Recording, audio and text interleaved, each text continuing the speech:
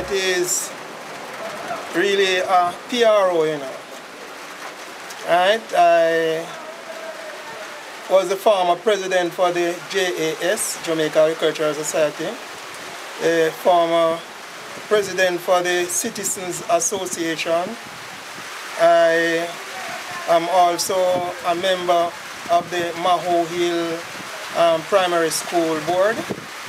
I am the deacon for the Broadgate New Testament Church.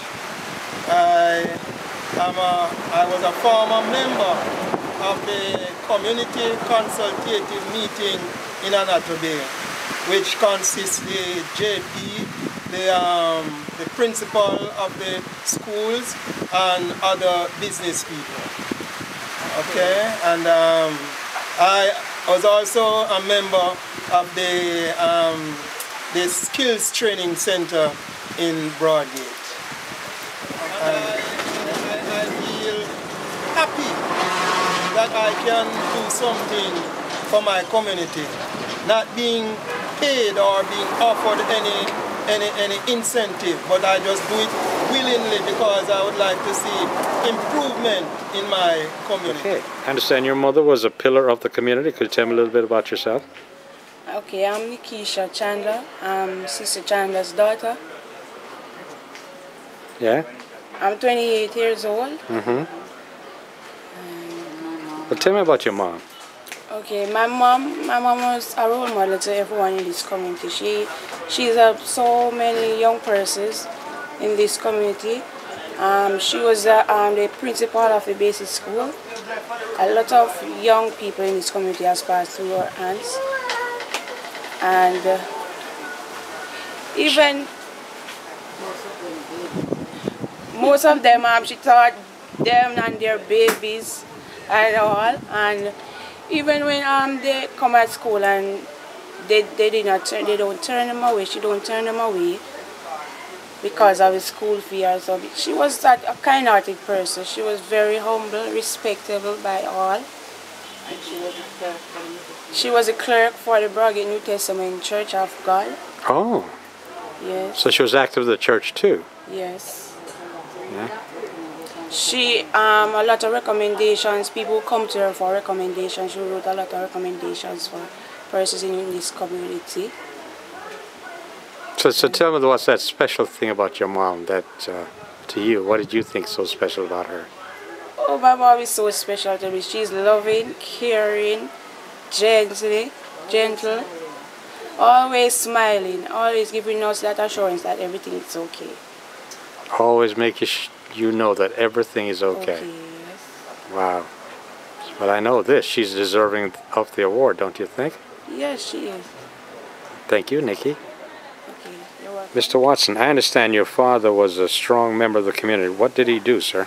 He was a contractor, built some bridge and wall. He also built house structure at time, but house structure wasn't his favorite. His favorite was like stone wall and bridge.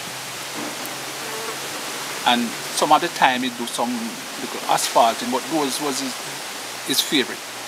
His favorite was just stone wall and bridge.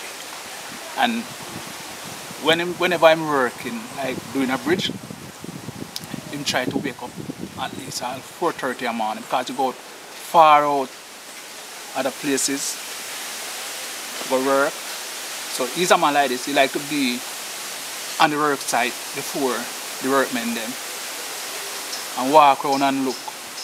And if anything wrong overnight, him try to rectify it, call a worker when him come and rectify it. Say this happened last night and what have you. So he always leave. So when he leave all the morning time now, we get him basket with him food ready. And put in him pick up and him gone, him come in at night time. When him come in at night time, I rush to the bathroom and him bathe. After him bathe, him come out and him sit down in him settee, him heat. And him sit down in him settee and he would give a joke about what happened during the day at work. And we would laugh and we say, boy, one man took up such and such as sitting on heavy, you know, man. And all they call me, I call him, and say, heavy enough to lift up that, and then still do it, right? But if it's something wrong with him, no business with him, because me stop him, man. And he go do his see him, man, I have to help him. And sometimes I have to cuss and go along bad, man. Sometimes I have to cuss and go along bad. And then we sit down and then run joke with you, and then run joke, and we take a stack. You see him just go like so, and they set you. And then start sleep and wake up. Daddy, go on your bed, man. I rest a little bit, man. And then we start again, we look at joke again until he just sleep back again, and you see him get up and you look and see like him run straight in the room. When you're going to go up and wrap up fast asleep. The man was so he built a lot of the retaining walls around here and bridges. Yeah, a lot of retaining walls. And a lot of man, young guys and him something, learn this stonework wall from him. Right. And it, you know, it may help a lot of people. Right. It help a lot of people. Somebody wants something, like they want money, and then come and say, "What's it?" And then call him one side and, Master, me no lend money, you know. Me no lend money, you know. I'm gonna borrow from people like that, you know. But here I know. Me I go lend about carry back, you know. And he call, Valin, come here. Me I lend a man such and such a money, you know. And remember, you know. Remember, when you see me, you know, if you don't give me, you know, you ask him for it, you know. Ask him for it. Right, sir? Yeah. So by the time the man stay too long to give him the money, and him said to me, say, go tell a man, let me say, figure the money, you know, and you take it when you get your years. As much as you get from him, and you have to take it. A year one at years, huh? Oh. So me said to him, say, what? And him say, yes, man, a year one that man, take it. Make him galang. Me don't want to know, make him take it. Make him galang. So my time he said, so my time when you go to him, I'm saying to him, say, you know what I'm saying, not happy? Sure. Bad word. You know? Make him. Thanks a lot, Mr. Watson. So my father, I'm going to tell him have a little stomach problem. And I really write him off. Because the day when him really die, him don't deal in politics whenever I'm doing work. Politics stay one side. And this guy come there with a letter from MP, same to get work. And until the guy said, watch out now. If you come to beg me some work, you beg me some work, but don't care nothing for MP come to me. Yeah. Our counselor, come to me, right. make you work, but don't take nothing from them, come to me. Right. And him and the guy catch up. And he have a ulcer and him have a heart problem. So him get so vexed today and to write him off. Man, what a shame. Thank you, Mr. Bishop Watson. Hunter, you've been nominated, and of course you're an awardee at this ceremony on Sunday. And I was wondering, so how you feel about that? I feel quite good, wonderful. For the things you've done for the community. What does the community mean to you then, sir? Well, the community, I have the community at heart. Yes, sir. I have the community at heart. And you will continue to have the community. Yes, as long as I live, I will dwell in and around the community, serving in whatever capacity that I can. You're a very modest man, Bishop Hunter. But you do know, of course, how the community feels about you, correct, sir? Well, yes, some, you know, as everything else, some will feel well and some might not, you know. But majority of the people can attest that I have given service in the community. Yes, sir.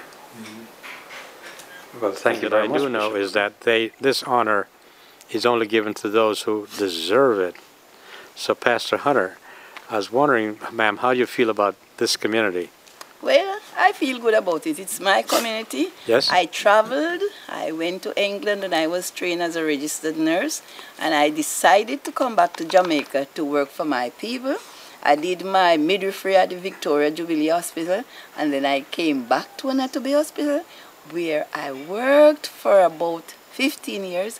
I went to America. I spent 5 years. And I came back to Anatomy Hospital because I wanted to be in my community to serve my people.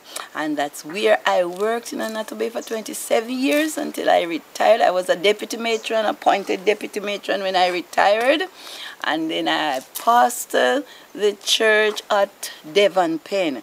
But before I pastored the church, I used to do a lot of church work. I do, like missionary goes around, visit the shut-ins, and especially the children on the road not going to school. That is my greatest concern now. I've taken it up like a burden. I don't know if I'm going to be able to put it down, but I trust God that I'll be able to put it down. So I love my island of Jamaica. I love my community. I love my people. And I love to serve my people to the best of my ability. Thank you so much, Pastor welcome, Hunter. sir. Thank you. I understand you've been nominated for an award, and as a teacher, could you tell a little bit about what you have done and some of your students, what they have accomplished? Well, our school has begun in 1978 with 2 students, and during the second week we got 3 more students, and I teach them, those students, from the September until January before we receive. And since that the school has grown, the achievement, we have children that become teachers, nurses, accountants, computer technician, and you have soldiers, you have police, and you can be very, very proud of your students then. Yes, I'm very proud. Do you find that you're now teaching the children of your former students? Sure. Wow, that must be quite an honor, huh? Yeah. Oh, yes. Miss Byfield, an awardee, is typical of the quality of people that are recipient of these awards. These recipients are individuals who are maintaining the standards that the community have grown to expect from its leaders. For example, former students of Miss Byfield are now professionals in the community. They are your neighbors and friends. They are now policemen, soldiers, computer experts, many different careers. These former students, who are now married with children of their own, are now sending their children to Mrs. Byfield's school right here in the Whitewater Valley community. Achievement. I am feeling proud. You ought to be. It's quite an accomplishment. Yes. Thank you so much, man. I appreciate it. Yeah, well. Everything. I was born here, and I have seen the growth of this community, and I am so attached to it that I don't have any intention to leave here.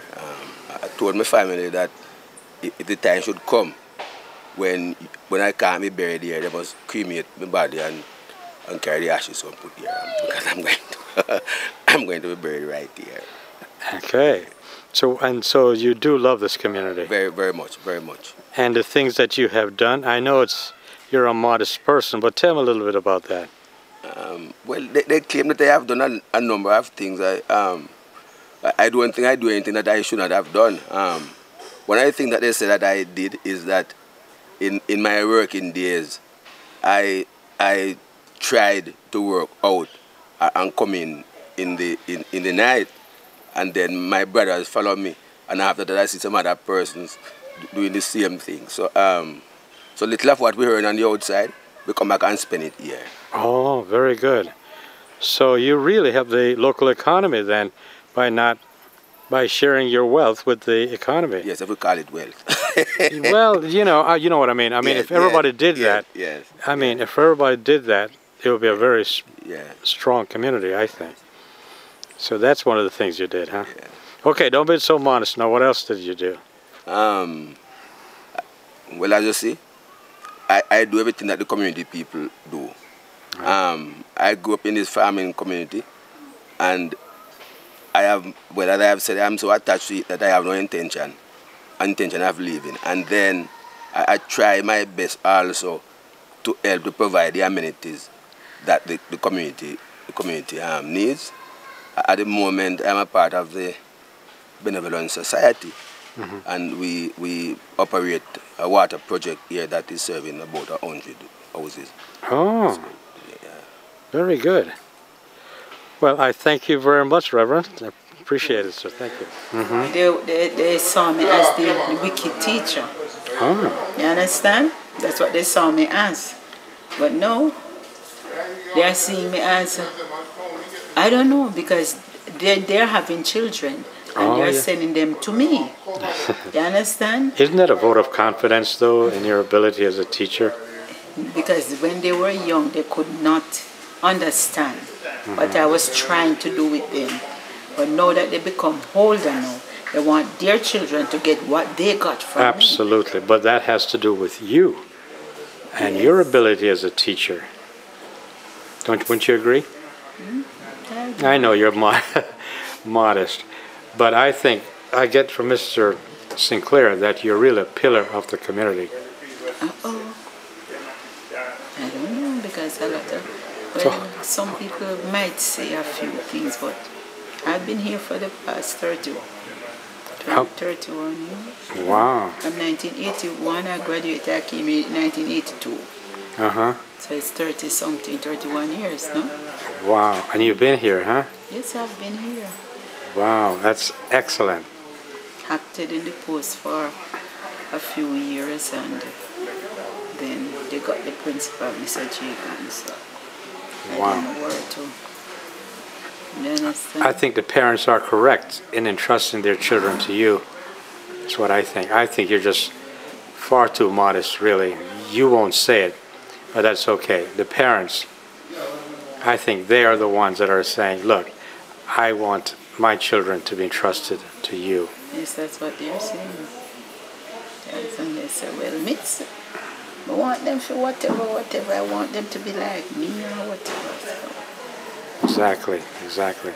So I'll be out of the system in no time at all. So as the first I've been awarded.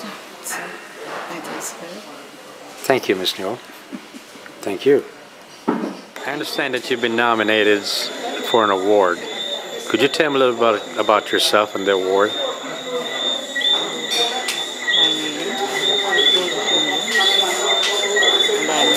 Acting principal, Gaston Primary Junior High.